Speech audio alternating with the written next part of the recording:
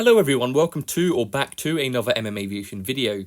As you would have known in recent days, there's been lots of discussion about the incident that occurred at Tokyos Haneda airport the other day.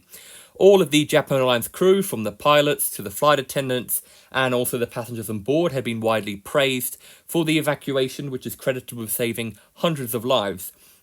This is something that new information has casted doubt on, and this is something that I've been very curious about ever since watching the initial video from inside the aircraft of people being quite stationary.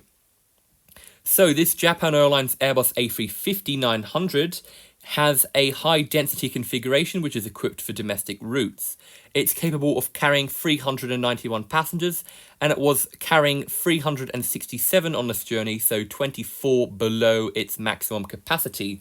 It also carried 12 crew in total, bringing the amount of people on board to 379 passengers. As you may know, in aviation, the kind of main thing when it comes to evacuations are the testing that all aircraft go through before entering into service. So all aircraft are tested, only half of the emergency exits are used in these tests, and everyone must get off the aircraft in 90 seconds. However, of course, these are big, rich airlines, and they need to be certified. So normally the conditions don't really match what happens in real life. Everyone kind of gets out of their seats like NPCs, walk down the aisle in an ordinary manner, and don't have any baggage, and there's quite good visibility, and obviously no one is scared for their life. This aircraft, when the evacuation occurred, had 2 exits at the front operational and 1 exit at the back operational, only on one side.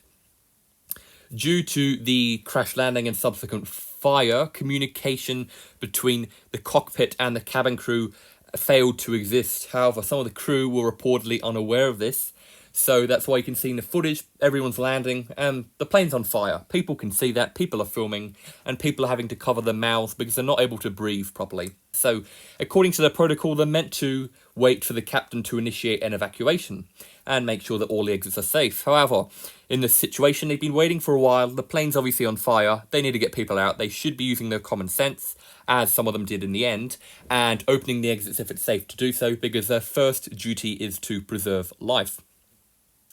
So some of the cabin crew had waited a while for communication with the captain. One of the crew members, we're not sure which exit he or she was at, did use the initiative and open the exit eventually. It's also been reported that the front exit took between 8 and 12 minutes to open, so that is a concerning amount of time. If there was any kind of danger to opening that exit, that would have been visible from the start because the fire kept getting worse, not any better. So yeah, in total they've used 3 exits, and in the certification process they are using 4 out of the 8 that they have. So the crew members seem to do quite a good job of getting people to evacuate in an orderly manner, not using the exits that were restricted, and also from not taking their luggage, although a few passengers did take their luggage with them. The crew also, due to the communication lines being down, had to use megaphones in order to communicate with passengers throughout the cabin. Very gladly, this was a domestic flight, so everyone spoke Japanese, it appeared, or the vast majority of people, instead of having the possibility, if it was flying from another Asian country, of people needing to speak different languages and communication issues. So it seems quite a successful evacuation, though I can't imagine if it was much more urgent, they wouldn't have got everyone off. It took them 18 minutes to get everyone off. It's meant to be 90 seconds, a minute and a half, so that is just way too long. That is 12 times longer than it should have. Obviously, it is a urgent situation, but they've got 367 passengers on board, 20 minutes, that's about 15 passengers per minute, and they've got 3 exits, that's 5 passengers per exit per minute. That is way too long. One person going down there every 12 seconds? That's too long. They should be going down much quicker than that.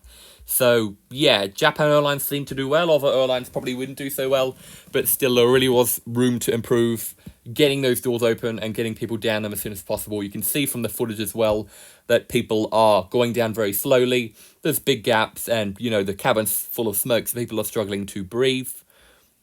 Even with this new information, many people from the media are still saying that it was a textbook evacuation that credited saving hundreds of lives. Obviously, well, there's also an incentive for the media to look positive in these scenarios. No one wants to seem negative.